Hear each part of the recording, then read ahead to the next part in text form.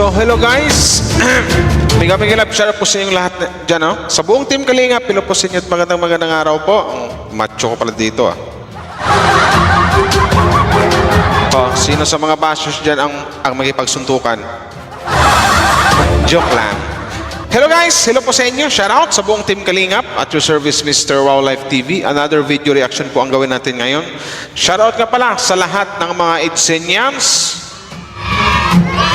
Hello po sa inyo, mega love shout out sa lahat ng buong team Kalingap. Siyempre, Jumcar Matatag fans, Joynatics, sa mga Mekrises, hello po sa inyo. Mekris, shout out po sa inyo.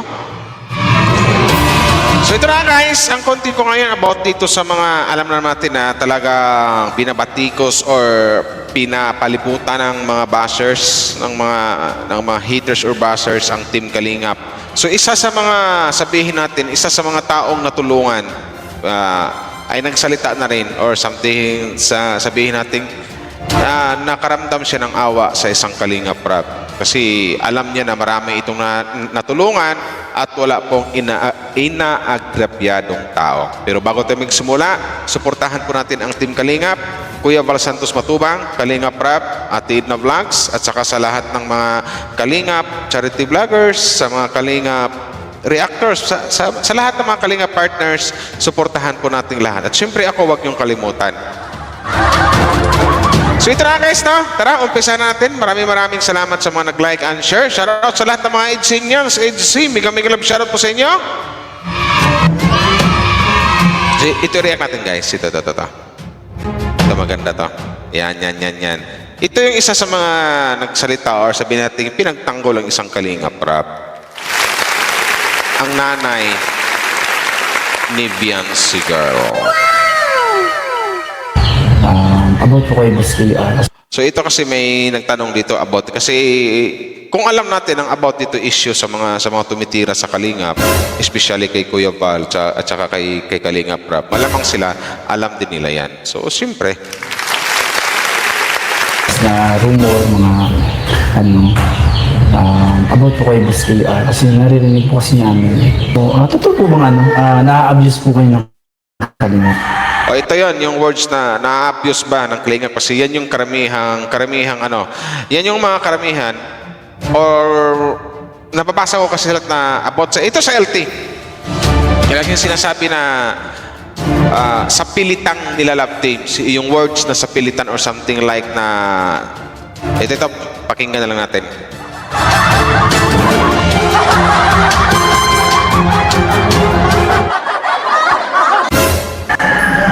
Hindi naman, wala naman na gano'n na. Ako yung Kalingap KR kasi naririnig po kasi namin.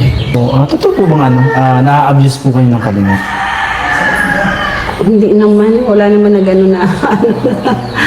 Dahil ginagawa yung Kalingap naman, diba? Wala naman talagang gano'n na. Ang dami po kasing Oh, di ba wala? Yan o, mismong taong natulungan na ng Kalingap. Talagang itinanggi nila na walang mga abusong nagaganap. So yun lang yun. Gaya ng sinabi ko nung nag-content ako dun sa isang sikat na vlogger na tumitira sa Kalingap na which is nagbabasa lang siya ng mga komentang mga bashers o sa mga anti-Kalingap na isa to sa mga nasabi ko kasi may nagkomento na sa pilitang inalalab team sa mga taong may edad na which is at 30 years old above yung mga beneficiary. So ito na nga. Kasi ang sinabi ko kasi doon, ang unang magreklamo niyan, ang unang makakapansin niyan or unang magagalit niyan, walang iba kundi ang mga magulang ng mga beneficiary. Kung sakaling may mga ganyang senaryong magaganap. Pero dito, itinanggi ng isa sa mga natulungan ni Boss Kalingap Rap or ng Team Kalingap na walang pangabusong nagaganap. Take note, minahal nila si Kalingap Rap at sobrang pasasalamat nila nito. Hindi alam mo sa yung na-abuse daw po kayo. Ano po yung Kasi ang sabi alam niyo? ko pag abuse, yung talagang masasama na yung gawa. Ibaga yung parang sinasaktan yung bata, parang pinipilit yung bata na gawin na tapos... About sa words na sa pilitan or something like pinipilit, mabuti ito nabanggit na rin ng nanay ng isang beneficiary. Yung parang hindi na maganda yung ginagawa na tulad baga sa mga palabas talagang Abuse po talaga. Oo, abuse kasi yung iba. So, gusto lang po kasi namin na sa iyo mismo manggaling kasi si Boss KR po kasi Siya talaga nagsasalita sa mga ganyan. oo, tahimik Gusto namin. Until now, tahimik. Oo nga, Until now, Papa.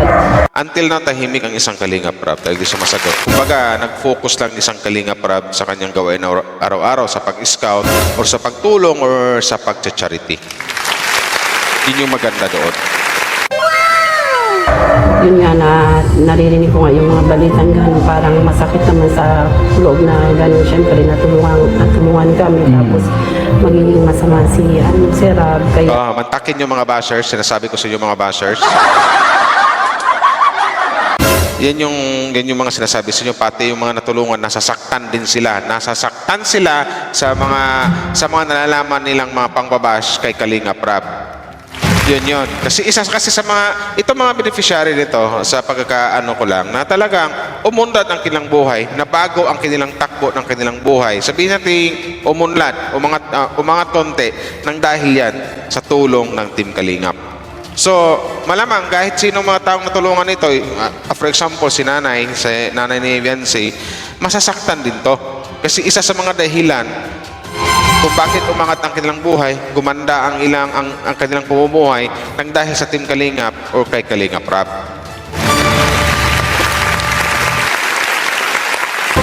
yun nga, parang hindi na lang namin pinapansin yung mga ganun issue.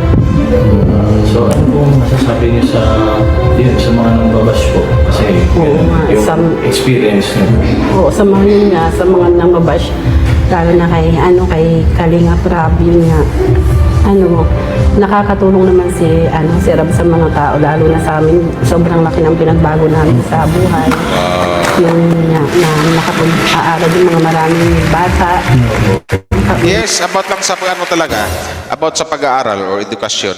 Maraming talaga natulungan, maraming beneficiary ng isang Kalingap Rab. Maraming scholar yan. Maraming pinapaaral ang Team Kalingap, maraming pinapaaral. Hindi lang si Kuya Val, kundi pati si Kalingap Rab. So, yun. Kaya, masakit din talaga sa kanila na malaman nila na mayroong tumitira or nang babash sa mga taong tumutulong sa kanila na ramdam nila na galing sa puso yung pagtulong. Yun. Ang ibang mga bashers kasi kaya hindi nila ma-appreciate yung mga ginagawa ng Team Kalingap kasi nabalutan na kasi ng mga negatibo or sabihin nabalutan ng itim na itim na budhi yung kanilang pagkatao or something like na nakaramdam ng inggit, pwedeng sabihin ganyan. Something like na dapat ang gawin ng mga bashers, matuwa sila sa ginawa ng Team Kalingap. Gaya na lang sinabi ng isang taong ito or sa nanay ni Viancy na nasasaktan din sila. Masakit din sa kanila masakit din sa kanila na marinig nila or malaman nila na may nang bapatikos dito kay Kalingap Rab. Diba? Kasi unang-una kung may sabihin nyo may na-abuse ba or something like inabuso ba sa pilitang gayto ganyan, ipagawa ng kanilang mga anak or may sa pilitang love team. As what I've said, gaya na sinabi ko nung upload ko nung nag-rebat ako isang beses, ang unang magreklamo yan yung mga magulang. Pero bakit yung mga magulang ng mga sikat na love team ngayon kinikilig pa? Wala kayong reklamo, wala kayong reklamong marinig kundi puro papuri at pasasalamat sa Team Kalingap. Diba? Mga scholar, ang daming napagawa ng bahay na sobrang hirap talaga nung gaya namin. Laking tulong si Kalingap Rab sa mga mahihirap, tsaka si Kuya Bal. Yun. po talagang wala naman abuse na nangyayari. Wala naman ganun. Kasi kung may abuse na nangyayari, kahit kami mga magulang, syempre, hindi kami papayag na ma-abuse yung anak namin. Oh, di ba? Ganun yun. Yun yung punto ko doon. Di ba? Kung may abuse na nangyari or abuso, mayroong saplit ng pangyayari, mga magulang talaga ang unang magre-react niyan, ang unang magagalit dyan. Di ba? Ang unang magwiwilga dyan, ang unang magbalitak-tak dyan, magwawala, yung mga magulang talaga. Pero gaya ng sinabi ko kanina, yung mga magulang nga, kinikilig pa sa mga love team ng kanilang mga anak. Kasi alam nila na walang mga, sabihin natin na walang mga sabihin natin na ito medyo malalim na walang mga halikan, walang yakapan, walang mga something like na masabi natin sabihin natin na bawal sa bata, walang ganon. Kasi kahit bata kikiligin sa love team na to. Kasi more on ano lang sila, puro lang salita, puro lang papagood vibes, pampakilig, di ba? So, tapos ang ibanat ng mga bashers kay Kalingap Prab or dito sa Team Kalingap na yung mga beneficiary, inaabuso daw, sa pilitang nila love team, di ba? Mga tanga-tanga lang ko pagsalita. Kung may unang magreklamo niyan, ang nagreklamo yung mga lintik na bashers. Yung mga natutulungan hindi. Di ba? Kasi kung may unang magreklamo man dito kung may abuso or something like sa pilitang nagaganap, ito mga taong to ang unang makaramdam niyan, ang unang magawala. Pero bakit ngayon, ito na nga, sabi ng nanay ni Viancy, nasasaktan din kami. Masakit para sa amin na makarinig kami na binabash ang isang Kalingap Rap. Kasi sa dami ng natulungan yan. Di ba? Kasi kung maano lang ikong tawag nito, ikong nakita lang ng nanay ni Viancy na yung anak niya sa pilitang ito ganyan, mayroong pinapagawang issue ganito na hindi kaya-aya, sila yung unang magreklamo, sila yung unang magawala, di ba? Pero ang unang nagrereklamo na walang kalam-alam itong mga lintik na mga bashers. Nagsumbong doon sa isang sikat na vlogger. Yun. Kahit kami, kumbaga, hindi namin kukonsintihin kung may abuse na nangyayari. Wala namang Di ba? Tama yun. Hindi, tama yung sabi nanay. Hindi ko kukusintihin. Nabubulol ako. Hindi ko kukusintihin kung may nalaman kung may abusong pangyayari. Pero walang nangyaring ganun kasi ramdam nila na talagang mahal na mahal ng Kalingap ang lahat ng mga beneficiary at bukal sa loob ng puso ng Kalingap ang pagtulong.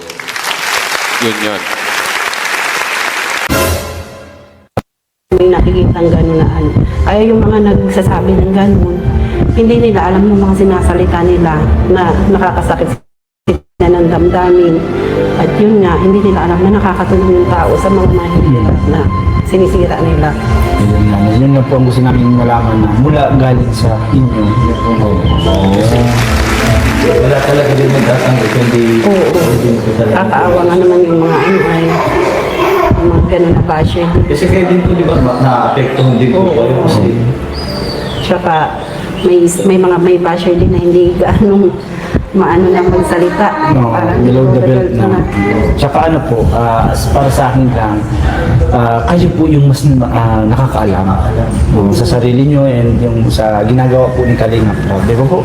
Kaya yun, mas maganda talagang ganito po na naitanong namin sa kasi ma'am, matagal ko na po talaga itong gustong gawin.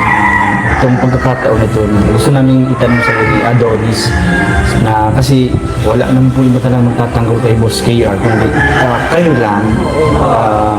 Ayun po, at yun, may sabihin ko pa, maraming salamat po sa inyo. Ano po? Kasi, isa kayo siya nagpatunay na wala na gano'n. Wala naman talagang abuse na nangyayari kasi sobra naman yung mga balita na gano'n na ano, tsaka yung pinagsasabi kay Rap, nakakatulong naman sa mga mahihirap, tapos gano'n na lang sila kumakaan. Kasi kung abuse yan, hindi papayag yung mga magulang na gano'n yung mga bata. Tama. Kaya tama yung sinasabi ko nung last na report ko. Kung kung totoo yung mga sinasabi ng mga bashers, kung sakyan natin yung mga sinasabi ng mga lintik na mga bashers, ang una talaga magreklamo niya na sabing sa pilitan, abuso, ulit-ulitin ko, ang mga magulang ng mga beneficiary. Yun. Alam nga yung anak mo, ipahamak mo sa ano, hindi. At saka alam naman namin na mapagkakatiwalaan sila, kaya itinitiwala namin yung anak namin. Yun. Kami yung nakakaalam, hindi sila, kaya wala, hindi silang magsalita ng mga ganyan na Maraming para salamat po kahit na Marami pong salamat na nagtago na kayo po. kung naawa na nga kahirap Oo, naawa. Buti pa to si nanay, nanay ni Ben, sinaawa kay Kalinga Prab, di ba? Ano ba binasabi tanggol ko?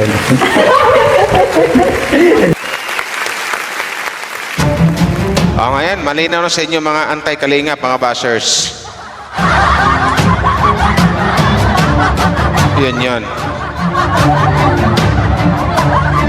Salamat at mayroong isa sa mga natulungan ni Kalinga Prab na nagsalita na rin, na nagsabi na rin ng buong katotohanan na walang sapilitang sapilitang pangyayari or naabuso ba sila, wala. Bagkos ang sinabi nila, sobrang natuwa sila kay Kalinga Prab. At sobrang nagpapasalamat sila kay Kalinga Prab or sa buong Team Kalingap. Lalong-lalo kay Kuya Val Santos na matubang nang dahil sa programang Team Kalingap, ang daming napababahayan at ang daming napaaral na mga batang maraming batang napapaaral doon sa mga magulang na walang kakayahang magpaaral ng kanilang mga anak. Tinulungan ng Team Kalingap. So, yan. So, shout out sa lahat ng mga EDSI fans. Itong reaction na to, ito lang muna yun kasi marami kong i-react sa video nito ni Boss Kalinga Prab. So guys, kung gusto nyong panoorin ang buong video na to, puntahan nyo lang po ang channel ni Boss Kalinga Prab. Andun yun. Hanapin nyo doon. Nakalagay sa aking description ang kanyang YT channel. Support nyo guys. Sa hindi pa nakapag-subscribe, subscribe nyo po Kalinga Prab, Kuya Val Santos Matubang, syempre tsaka kay Wawa Live TV. So yun. Yung mga nagpaparatang sa Kalingap, ngik-ngik nyo. Yun lang yun. Inggit na yung nararamdaman nyo. Yun lang yun. Maraming magtatanggol sa Kalingap kasi bakit maraming magtatanggol sa Kalingap? Isang ibig sabihin yan, maraming nagmamahal sa Kalingap. Bakit maraming nagmamahal sa Kalingap? Kasi ramdam ng karamihan na maraming natutulungang may hirap ang Team Kalingap. So maraming salamat guys! Hanggang dito na lang at your service, Wow Live TV. Maraming salamat sa mga nag-like and share. Shout out sa lahat ng mga Idsinyans, silo po sa inyo. Sa lahat ng mga Joynatics, Mick Race at saka Jomcar, syempre. Shout out po, mamaya may upload tayo sa bashers, may bashers o si Carla eh. So tara guys, bye-bye muna parandalian, balik tayo mamaya. Babush!